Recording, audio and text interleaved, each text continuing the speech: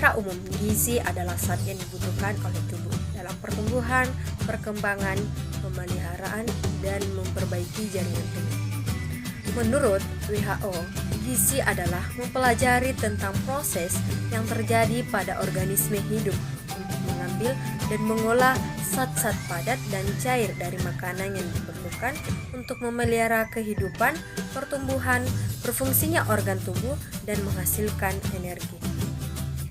Saya akan menjelaskan materi mengenai perkembangan gizi di Indonesia.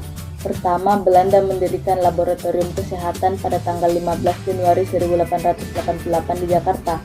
Tujuannya menanggulangi penyakit beri-beri di Indonesia dan Asia. Yang kedua, tahun 1934 Lembaga Makanan Masyarakat. 3. Tahun 1938 bermula dari tahun 1919 Jensen dan Donat meneliti masalah gondok di Wonosobo. Kemudian oleh pemerintah Hindia Belanda memfasilitasi pembentukan lembaga Eichmann. Beberapa kegiatannya berupa survei gizi di tahun 1927 sampai 1942 oleh Jensen dan kawan-kawan pada 7 lokasi bertempat di Jawa, Seram, dan Lampung yang bertujuan mengamati pola makan, keadaan gizi, pertanian, dan perekonomian. Lembaga ini juga berhasil melakukan analisis bahan makanan yang sekarang dikenal sebagai Daftar Komposisi Bahan Makanan disingkat atau dikenal dengan DKBM. 4. Tahun 1930, De Haas dan kawan-kawan menemukan defisiensi vitamin A. 1935 meneliti tentang KIP, kurang energi protein. 5. Tahun 1950, Lembaga Makanan Rakyat berada di bawah Kementerian Kesehatan Republik Indonesia, diketuai Profesor Purwosudarmo, pendiri Persagi atau dikenal juga sebagai Bapak Gizi Indonesia. Bapak Purwosudarmo juga berhasil memperkenalkan promosi gizi yang baik dengan istilah 4 sehat 5 sempurna yang populer pada waktu itu sampai pada pemerintahan Orde Baru. Unsur nutrisi pada makanan. Yang pertama yaitu karbohidrat. Karbohidrat merupakan sumber tenaga dan pertumbuhan. Dapat diartikan sebagai makanan pokok. Jenis makanan yang banyak mengandung karbohidrat terdapat pada sereal, roti, pasta, nasi putih, dan kentang. Selanjutnya ada protein. Protein merupakan zat yang dibutuhkan tubuh untuk pertumbuhan dan mengganti sel-sel yang rusak pada tubuh. Jenis makanan yang banyak mengandung protein terdapat pada telur, tahu, ikan, daging, dan kacang tanah. Selanjutnya yaitu lemak. Lemak dibutuhkan tubuh sebagai cadangan makanan dan sumber panah.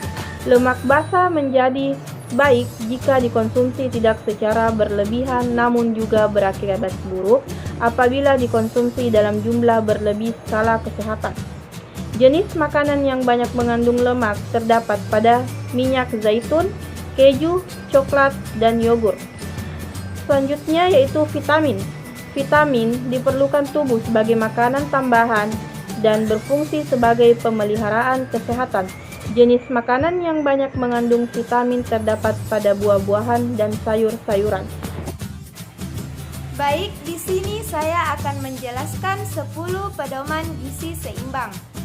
Terdapat 10 pedoman gizi seimbang, yaitu 1. Biasakan mengonsumsi aneka ragam makanan pokok. 2. Batasi konsumsi makanan manis, asin, dan berlemak. 3. Lakukan aktivitas fisik yang cukup dan pertahankan berat badan ideal. 4. Biasakan mengonsumsi lauk pauk yang mengandung protein tinggi. 5. Cuci tangan pakai sabun dengan air yang mengalir.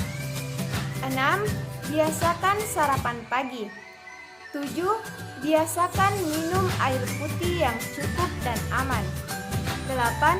Banyak makan buah dan sayur. 9. Biasakan membaca label pada kemasan pangan. Dan yang ke-10, syukuri dan nikmati aneka ragam makanan. Saya akan menjelaskan tentang permasalahan gizi.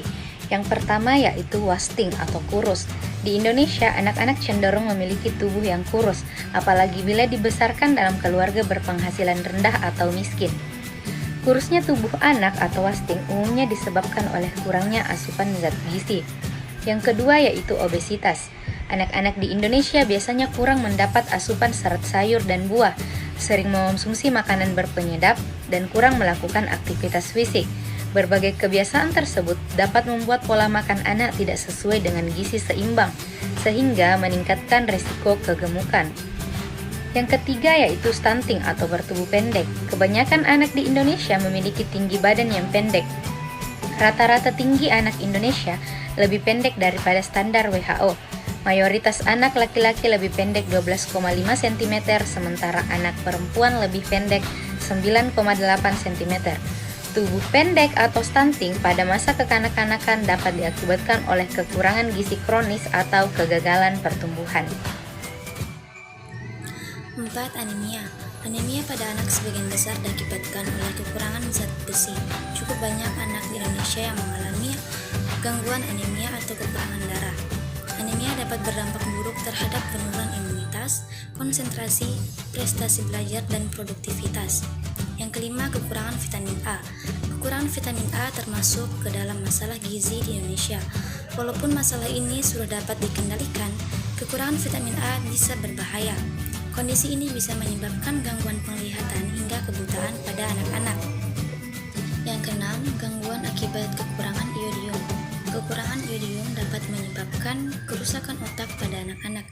Hal tersebut mengakibatkan gangguan perkembangan kognitif dan motorik yang mempengaruhi kinerja anak di sekolah.